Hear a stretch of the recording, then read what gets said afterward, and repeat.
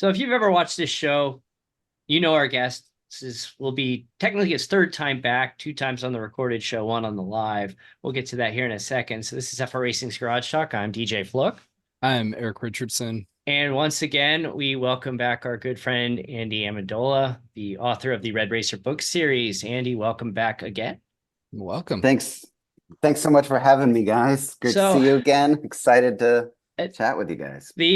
Andy is the author of the Red Racer book series. He has the All About Race Cars. He's got the ABCs of Racing for the Formula One series. And his new book is called the ABCs of IndyCar Racing, which there's a big glare on that, but we'll get that fixed. So, Andy, just to kick it off real quick, for those who are not familiar with the Red Racer, what is the Red Racer book series? Yeah, so Red Racer Books is, it's a small business I created with the purpose of making exceptional kids' books all about racing and motorsports. All the books are made with love. I say that they're made for fans by fans because I am a fan, but also because I work with other fans, insiders, whoever is willing to help, through a beta testing process, which you guys were part of, and you guys were very helpful in creating this. we talked about that when the book first launched. We're like, hey, look, we'll get into that later.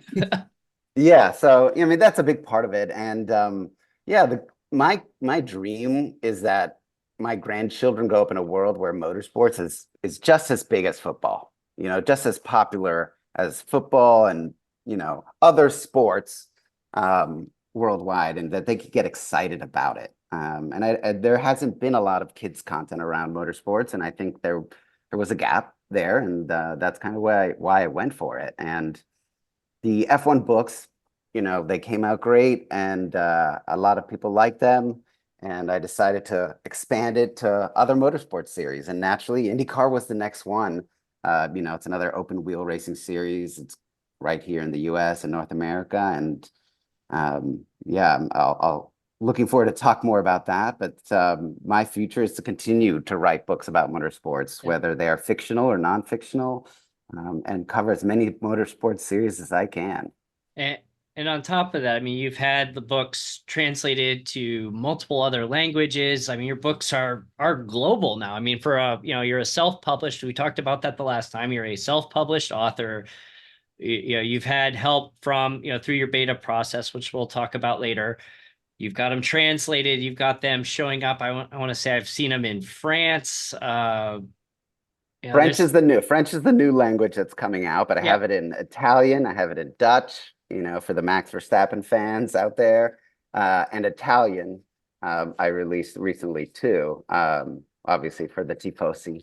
And the next one that's coming out is in French. That one's actually being printed right now. But yeah, motorsports is a global sport. There's a lot of fans, and I keep finding new pockets of fans all over the world, even for IndyCar. So part of we had folks from Canada, Australia as part of the beta testing process for the IndyCar book. So, motorsports is beloved. IndyCar itself is such a global sport. You have New Zealand, Australia, England, Brazil, the US, Canada. It's all over. Yeah, there's drivers from all over the place, and especially when you get to the 500, then you have representation from all sorts of places. I mean, there's basically like 3 races in the world that have global standing, that if you have any idea of anything about motorsports, you may know nothing about the race itself, but the Monaco Grand Prix, the 24 Hours of Le Mans, and the Indianapolis 500. Like, that's the big 3 of global motorsports. And despite, the issues Indy had with their split and some of the, the popularity kind of dropping and attendance dropping, it's still one of the pinnacle events of the global motorsports calendar. Yeah, you have 300, the 400 race, 1,000 race fans showing up every Sunday before Memorial Day. Yeah, it's huge. They don't call it the greatest spectacle in racing for nothing. No, not at all. That's right. So I encourage anybody, if they haven't done a race and not even a race fan, go check out the Indy 500. It's just something in itself. Yeah, and it's if you're into the partying, they introduced the snake pit in the infield, and it's like a concert within a race. And the infield, you got volleyball, like beach volleyball going on. It's like a cookout, it's like a tailgate party slash cookout. It's Memorial Day weekend. It's just there's nothing else like it. I mean, it's a Yeah. one of a kind event. Yeah, I'm so excited to be there for the first time this year, and I'm very grateful that my books will actually be there, which is just I'll be looking mind forward to blowing. talking to you after the race just to see what you thought about it Yeah, as the first time at Indy. It's just it's so overwhelming just being there, and you see the 33 cars coming around in rows of three, and that pace car ducking off for the first time, and here they come around the yard of bricks, and it's just like I'm just kind of like hair standing up just talking about it. It's yeah, just once you experience it, you're just like, wow. You know, green flag is always special no matter what event you go to, because here comes the loud roar of the cars, but it's next level to Indianapolis. yeah. So Can't wait. I want to get into the book here because we were involved, as you mentioned, early on in the process and got to see behind the scenes of your thought process of putting the book together. But it took a unexpected, very positive turn for you when you, this book is. I don't know how well you're going to be able to see this on here with the glare, but this is an officially licensed product of the IndyCar series of the Indianapolis Motor Speedway. You don't just say, "Hey, I got a product. Let's stamp the iconic Indianapolis Motor Speedway logo on my product." You can't do that. Like, how did that come up? I'm not even sure we even talked about that off the air. Like, how did this come to be? Yeah, so I'm very fortunate that I think the motorsports community is very welcoming. That's what I've found, and I've been able to connect with so many different folks. And one of those people is Tatiana Calderon, who, if you follow Yes. IndyCar, she used to race in that series. And turns out that someone wrote a kid's book about her in Spanish, and that was a friend of mine that I know through like my own like local F1 chat. So turns out that this couple helped her write a book. She came to promote the book at Books and Books, which is a local bookstore here in Miami. It's one of the few stores that carries my books. It's an independent bookstore. I love it. And she did a reading there, and I met her there. I talked to her and her sister. Her sister is her manager, and they were like, I mentioned that I was writing this book, and she was like, "Oh, well, we know the marketing folks. I'll be happy to connect you." And that's how it happened. Through them, they connected me to the marketing team at IndyCar. I sent them some of my previous books, and I told them I was working on an IndyCar book. And, this was not long after we started working on it. So it was, not finished. But I said, "Hey, would you be interested in partnering in any way?" And that kind of evolved into, "This is great. We love your other books." I shared like some drafts, and they were super excited about it. And they said, "Would you be willing to talk to our licensing department? We'd like to license this." So that was a big shock to me. Like I wasn't expecting that. And, from my experience and what everyone's been telling me about the F1 licensing process, it's very expensive and it's very hard to do. So I was very kind of concerned at first, to be honest. I was like, I'm not Right. going to be able to afford this. And obviously, there's so many trademark words around Indy and IMS. Like, we had talked about it as we were going through the book and Yeah, and we choosing were the like, letters. let's use some generic terms here that we can kind of get around those Right. licensing issues. Yeah, because it's like Gasoline Alley is taken, Brickyard, IMS. I mean, you There's so used many. NXT is used in this Yeah, book, which yeah. Basically, everything would have been requiring some kind of licensing to use the actual terms. So it was great in that sense. And what I'll say is the IndyCar folks were amazing to work with. They're super understanding. They realize that I'm a small business. I'm just doing this kind of on my own. And, they worked with me on a deal that made sense for all of us. So that's how it started. And, I actually shared the book with them, and their editorial team went through it to make sure that I was getting things right. And, you know, that process was pretty smooth, no major changes, but they helped me improve it and helped me get the terms right and things like that. And, yeah, and then they connected me with they have a merchandising arm called Legends Global Merchandise that does all of their merchandise and handles their online stores and their on-track stores. So they ordered a bunch of books and that are now available at racetracks. So if you're at Long Beach this weekend, it'll be at the merchandise shop.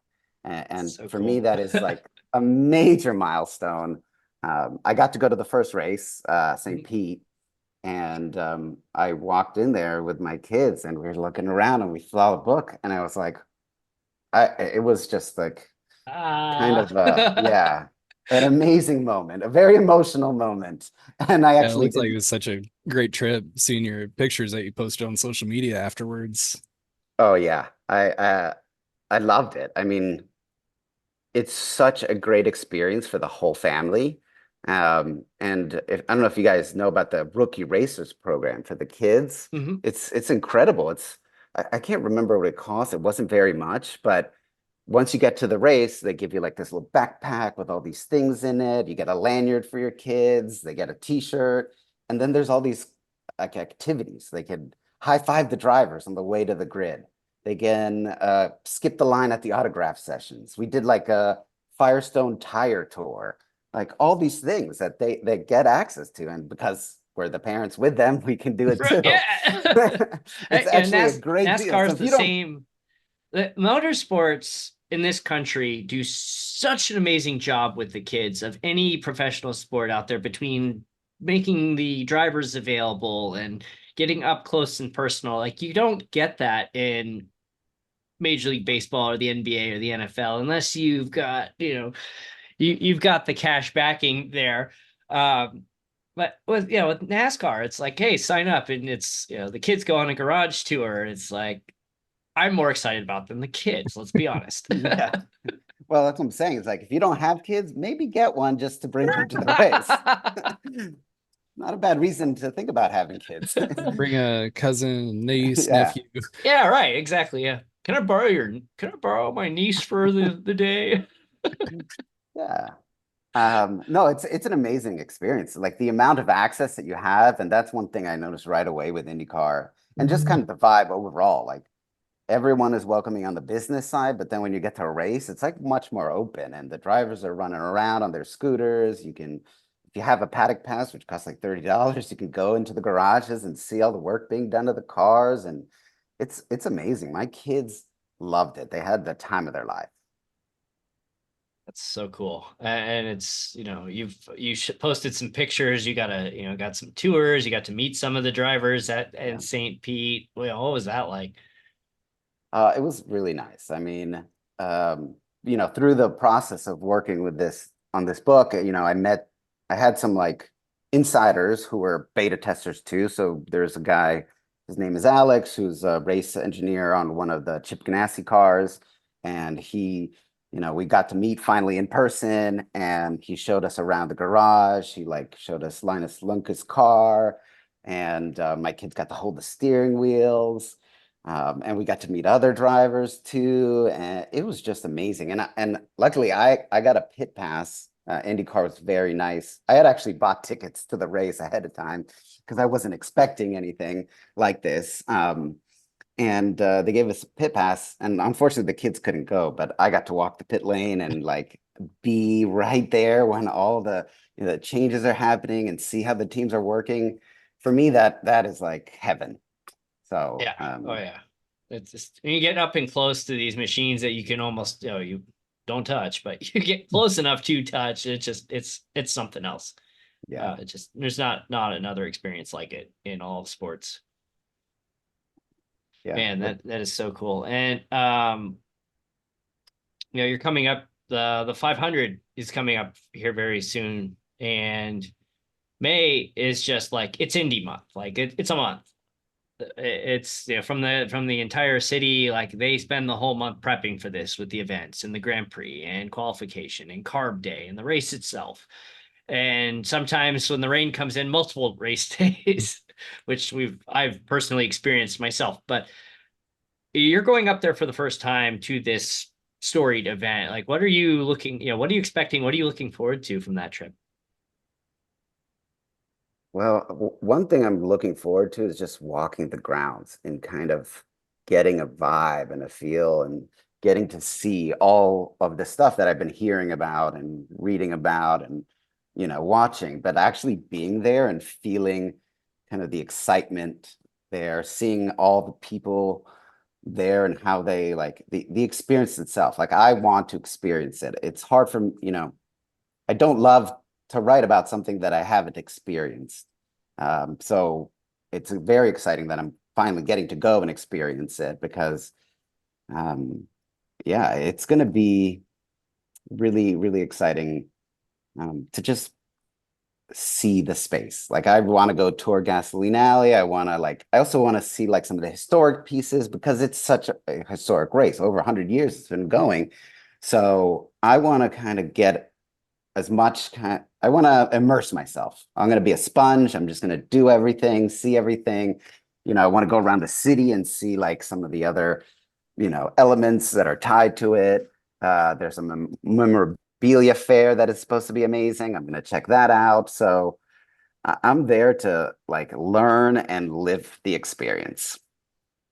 It should run what Saturday's the parade. Oh yes. That's Okay, something else too. there you go. Lots and lots of people that will be lining the streets for that. You get the parade, and then they have the half marathon that goes on. It's should be kicking off here in a little over a week. I would say. Yeah. It's usually the Yes. beginning of the month.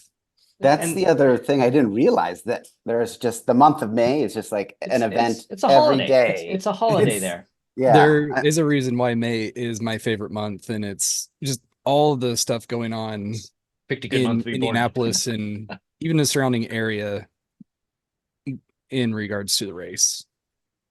Yeah, that I'm really excited just to be among all the people and all the fans of racing. It's going to be amazing. I feel like it's a homecoming in some way. So I'm so excited about it.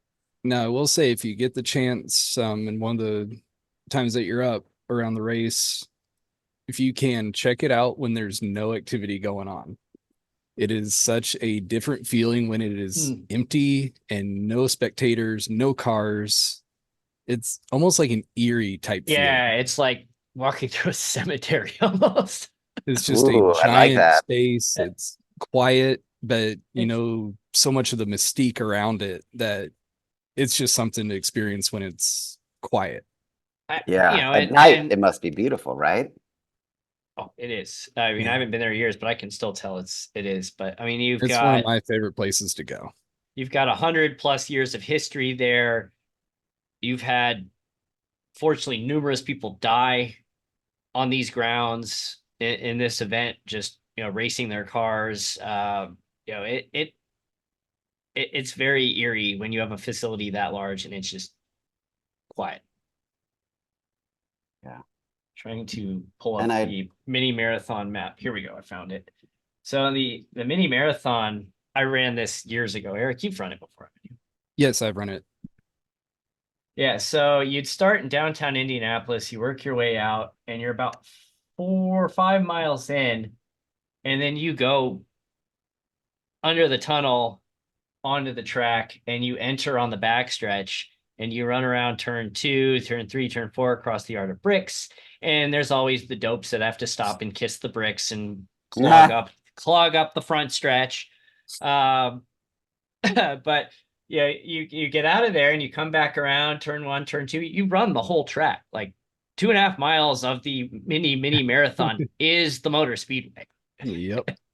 And then you exit right off, one of the gates that opens up, and you exit back out and you work your way back downtown to finish it out. But you're halfway there, almost halfway there when you get to the track, and then you just see the stands and you're just you get that second wind, like, okay, this is amazing.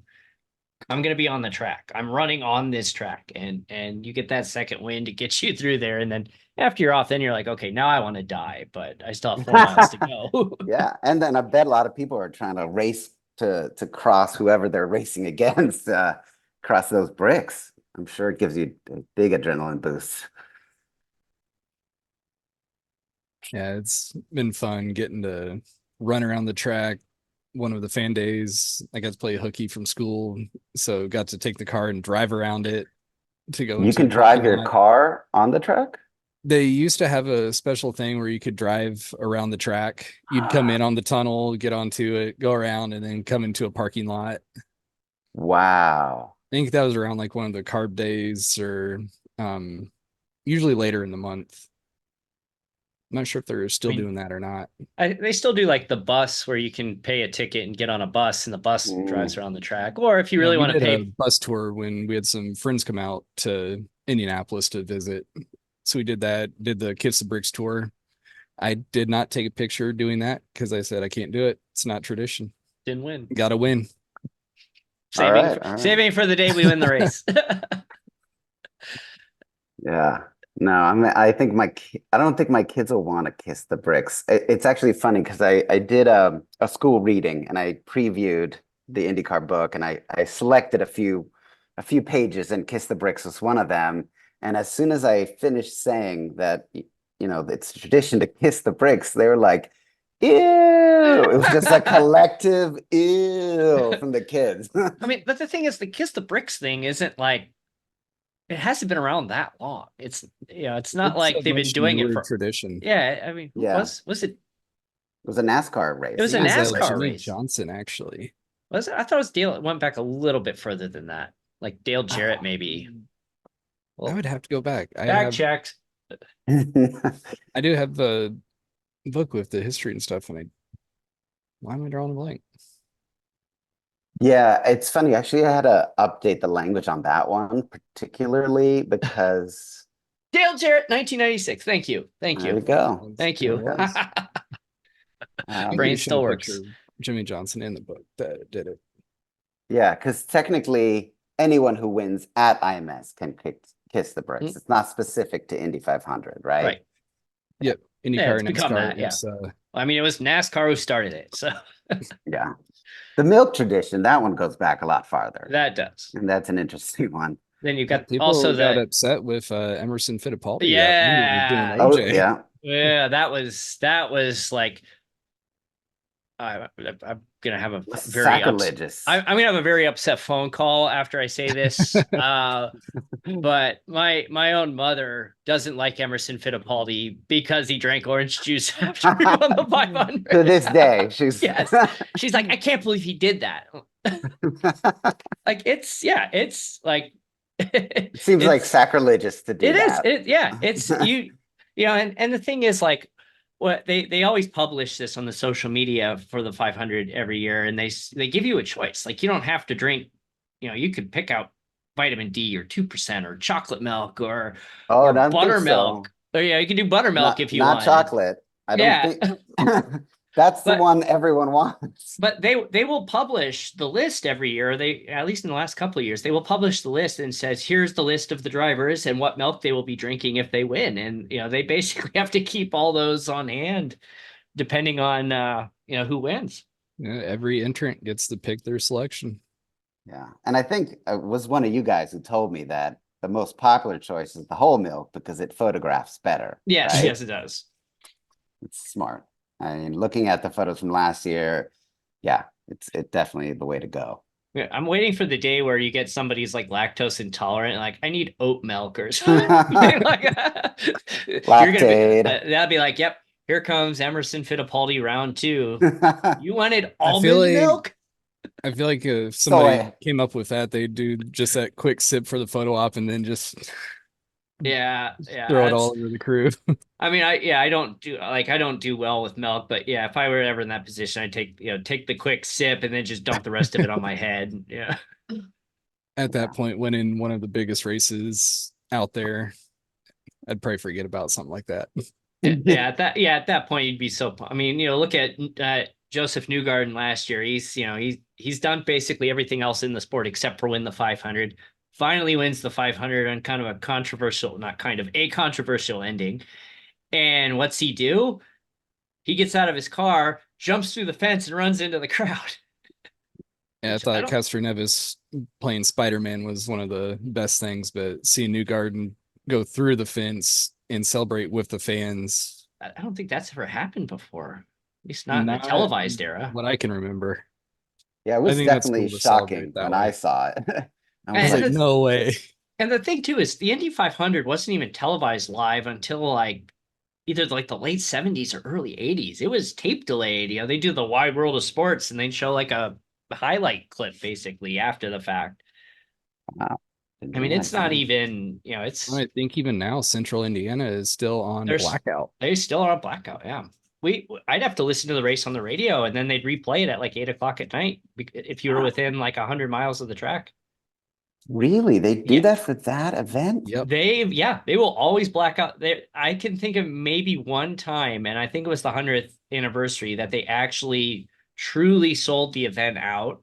But unless they truly sell the event out, they will black out Central Indiana from watching live. Have to be on satellite or getting a feed a different way. Peacock? Yeah, I might be able to get away with it at Peacock, but Peacock's, there's obviously controversy around streaming platforms, but it does give you the ability to watch more of these events. Like NBC is not going to waste time slots during the day showing test sessions, but you can throw them on Peacock. And you know what? I'm going to watch. People like me will watch that. And it's really a great value for watching just all the extra events that they otherwise wouldn't televise. Totally. The only issue, like, I love IndyCar and everything, but one complaint I do have is on the commercials. So, and then I've heard that from other folks that, a lot of commercials during a race. It's kind of a running joke, especially on the NASCAR side. They have the same complaints, and they'll say, oh, how dare you interrupt my commercials with racing? Exactly. Yeah, they try to load so many of the commercials up at the front end, so that way the end of the race they can keep it there. But yeah, so many commercials, but these TV contracts are just getting exorbitant. I mean, you've had NASCAR on Fox commentator Mike Joy. He didn't give any specifics, but he more or less said, like, he addressed on social media like last year before that about why there's so many commercials. And he basically said, like, look, we pay X amount of dollars for the licensing. You have to pay the crew. You have all the equipment that comes into play. You got to get everybody to the tracks every single week of these events. It's like there's a lot of costs associated with broadcasting this, and that's the only way to make it back. But you'd think they'd be able to be a little bit more creative, where tying commercials in with car sponsors and being able to, at least keep the broadcast going. Side by side, maybe timing them. That's side by side's okay. But costs money, a lot of money. No, I get why they do it, but going to the race itself, don't have to worry about that. That's right. There is no commercial break. It's just it does get a little brutal when you have an extended yellow flag and you're just like, come on, let's go. Yeah. And how many restarts? That's where I like the seats that we have typically in the short shoot between 1 and 2, because there's one of the giant TVs right in front of us, so you can see the updates through the cautions. I don't know what the screen setup's going to look like. I think we're sitting across from the pagoda or somewhere like that. I'm not sure. Let's see. Yeah, you'll get to see all the pit stops getting set up and know when cars are getting ready to come in. Yeah, that's what I like to see. Stalls out. Yeah, there's always somebody who seems to stall out in the pits and ruin their race because of it. And it's something else. But I have a throwback memory from this was the 1998 race I went to, and I was sitting on the infield between turns 3 and 4. Big wreck. And it took them like half an hour to clean up all the debris off the track. And it just like happened right in front of me. And it was to the point where I was like, like going like this, thinking like debris was going to fly. And some of it flew not into the stands, but close. Looking back on it, going like this with flying race car debris probably wouldn't have done much. Instinct. But yeah, it's like when you see that big wreck with your own eyes and you're that close and you're just like, oh my, and yeah, and then part of you also wants to duck because you don't want to get hit with flying debris, which they had the tire incident last year that was pretty scary. Lucked out that it only destroyed somebody's car, but Yeah, that was nuts. It's a scary place at times. Like if you have that big wreck right in front of you. That you're describing like my son's like dream come true. Not that he wants anyone to get hurt, but he loves seeing the crashes. Of course. It's the crash is the most exciting part. The cleanup is the least exciting part. There. So I have to ask you before we wrap here, what I mean, you're going to the 500. You got well, actually, you know what? I'm taking a step back. After your book came out, IndyCar did a phenomenal job embracing it and publishing it, putting it on their social channels. They sent drivers to schools reading your book to students. Like, what was that like, seeing your book being read by an IndyCar driver to children in Indianapolis? Yeah. So I have to say that they're been really supportive and helping me promote this book. Like I feel very special as one of their licensees that they've been, we've had several meetings to talk about what we do and all this stuff. And they have been super supportive and helpful. And we actually it coincided that the launch of the book was on Read Across America Week, which is all about, getting more kids to read and getting parents to read with them and things like that. So we talked about maybe having like some people read to students, and I didn't really know if it was going to happen or not. And then next thing I know, I see on Instagram, Pietro Fittipaldi is reading my book to a bunch of kids in his classroom. And I was like, what is happening? And you didn't know. You didn't know ahead of time? I didn't know. I knew that, we talked about it. I sent them a bunch of like promotional copies of the books, and I said, yeah, give them to the drivers with kids and use them as you want. And we kind of talked about it. And I didn't know who it was going to be. I didn't know when it was going to happen. And then it just happened.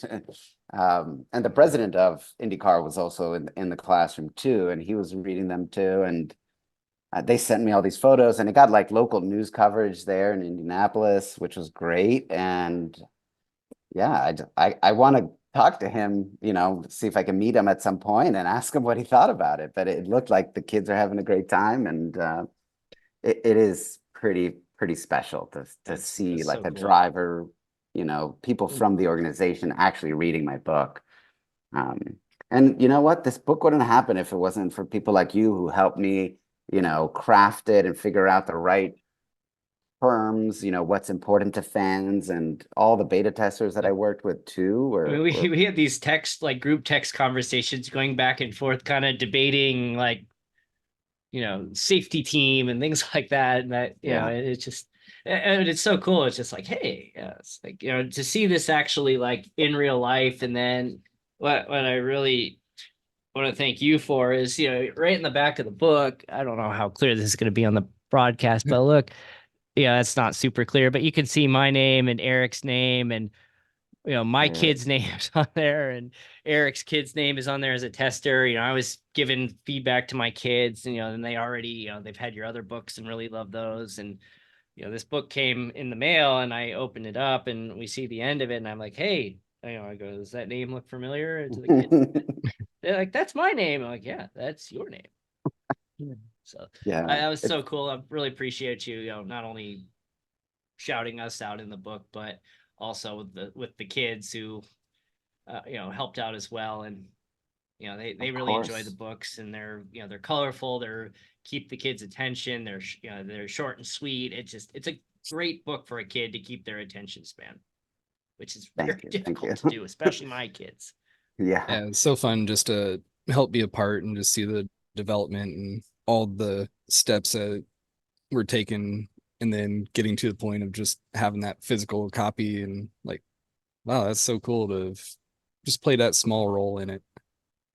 Yeah, I mean, I really appreciate it. It's not small to me. It is big. Yeah, I want to make these books authentic for fans, and they're really written for fans as kind of the core audience. And other people who eventually become fans will also like them too. But it's meant to be an authentic experience, and the best way I can do that, since I'm a newer fan, is to talk to fans like you guys who are been around the sport for a long time. And I want it to be true to the sport. And that's why once it got to IndyCar and they went through their process, there wasn't that many changes. So it's great. And I'm It validates our work, Eric. We have a small Definitely. inkling of what we know about Indianapolis. I just all we ask. Well, actually, this is a selfish favor. Is if you do run into Mark Miles, just tell him, hey, Phoenix Raceway is here. It works well on iRacing. You should. I know Kyle Larson was out here testing an Indy car. Love to have a race there again. All right. All right. I'll plug. I I'll do a don't think plug. that's gonna happen anytime soon. With the relationship of those owners of those group of tracks and IndyCar, but I can hope that one day I'll see IndyCar back here again. Yeah, who knows? I mean, it sounds like they're trying to expand and do more. I know they're investing more in the series from what I've been seeing. So They're back, it was for a while the oval races were largely gone. I mean, and then they lose Texas this year, but you get Milwaukee as a double. Nashville unexpectedly got moved back to the oval out of downtown because of construction, and yeah, now all of a sudden it's like we go from Indy, Texas, Iowa to Indy, Iowa, Nashville, Milwaukee. It's like, hey, not And then bad. don't forget Gateway in there. And Gateway. Yeah, I almost forgot. I always forget Gateway. well, which one is Gateway? Where's St. that? Louis. It's Worldwide Technology. Worldwide Technology. That was, yeah, it's no longer called that, right? Yeah, I mean, it's like the people in Chicago. It's always going to be the Sears Tower. None of this Willis Tower stuff. I keep Exactly. forgetting it's Wells Tower. All the locals still call it Gateway. It's still the Gateway Motorsports Park.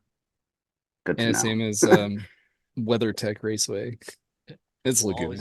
It'll always be Laguna Seca. Oh, that one for sure. Despite the fact the local residents trying to get the place shut down and they failed. Yeah. I heard about that. A lot of, yeah. It's We like, get that a no, lot. We get that a lot here when the F1 race comes to town as well. don't like the noise.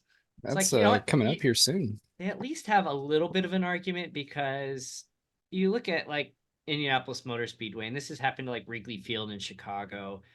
These facilities have been around a long time and they've always been loud. You, on the other hand, chose to move next to a racetrack. Like, you can't move next to an existing facility and be like, it's too loud. Like, you made the choice to move there. Yeah. Exactly. Yeah, it's not like you're fighting to prevent a track from being built. It predates you by 60 years. But yeah, so just real quick before we wrap here, what's next for you? You've got the tour and promoting this book, but you got any other plans that you're working on, or next steps? Yeah. Well, the Miami race is coming up soon, the F1 race. So I'll be going to that, I think. I haven't booked any tickets yet, but I'll definitely be doing some stuff around that. Next weekend, I'm actually doing a workshop, like an intro to F1 for kids workshop ahead of the race. That'll be fun. And then, yeah, I'm going to go up to Indy for the qualifying week. So that I am going to do a book signing. So if you're there that weekend on the 18th, details are TBD, but it's going to be a book signing meet and greet or something, at the track. I'm super excited to go for that. And then I'll be back for the race. I'm excited for Carb Day. That sounds like a lot of fun. So, but I'll be up there and then working on a new book. I can't tell you the details yet, but it's going to be Indy 500 related, let's say. Cool. All right. Definitely keeping an eye out on that one. Looking forward to seeing that. Yeah. So we're in the final kind of steps to finish that book, and the idea is to make a big announcement around the Indy 500. So stay Oh, very cool. tuned. Looking forward to that. Yeah, stay tuned for that. But yeah, I'll be working on more books um, after that. This is now, my life. It's gone from a passion project, and I'm trying to turn it into a full-time sustainable business. So I plan on writing more books. Eventually a NASCAR book as well. So I have to cover all the motorsports. There you So go. I'm going to be making my way around different motorsports series. And and also too, you get into some of these like grassroots and late model stock. There's so much history in those that outside of the local regions in like the Carolinas where those became popular, you don't really hear or know much about it. But it's kind of the outside of Indianapolis, like the Carolinas are like grassroots motorsports for this country, dating back Mhm. to like the car. It's Yeah. there's so many topics. I think you got an endless amount of topics you can write about, and you haven't even hit dirt racing and karts and Yeah, so and then there's There's a endurance lot. racing, there's hot rod racing, you're gonna go and there's check out Super Formula in Japan or supercars in Australia. I mean, there's get into bikes. Like, yeah, you probably I got still need to get to a NHRA. there's a lot of those in Florida. That's one of them that is on my list to tackle. At least go visit and check them out. I hear they're very family friendly too. Yeah, I do like how everything is accessible. You can just walk by while they're rebuilding engines and just stand there and watch them. And drivers are right there and very accessible at those events. and that smell. You gotta love the smell of a working a working garage. I do. It's a good thing I do. Gasoline is like one of my favorite smells. Works out. So, Andy, as we wrap up, where can we buy the book? Where can we find you on social media?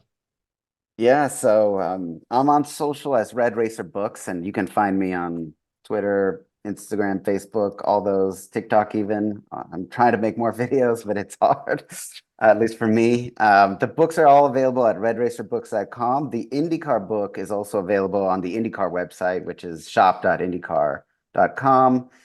And it's on Amazon now as well, so you can get it on Amazon. Or the gift shop And when you go to the race. exactly. I was gonna say that if you're at a race, go to the official merch shop and you will find it there. I'm proud to say that they're there, and they'll be at the Indy 500. And once the museum is done, they'll be in the museum too, which is pretty epic. I'm I can't wait excited for that. to go back when it reopens. You're gonna have to fly up for that. Yeah, it's I've made We're it to the about a museum a year few away times. from opening now. I think 26 or 25. It's definitely still in the works. Yeah, they're They got around another halfway, I think. Yeah, I think they got another year to go. I think they're trying to get it open before next year's 500. It I was think. April 25 that they were Yeah. targeting. So hopefully it stays put. So Andy, again, always a blast to chat with you, and maybe if we can keep you up late during one of our live streams for Formula One, we can have you you can join us again Yeah. if you're willing to not for China. That I'm going to bed for that one. That's Oh too late for no. me. I might be waking up for the start and we'll see what happens. Although Or watch it and go back to bed. there's controversy with the race surface if you haven't checked out that story yet. The paint, yeah. It's not even paint, it was some kind of protective sealant that's like fading off.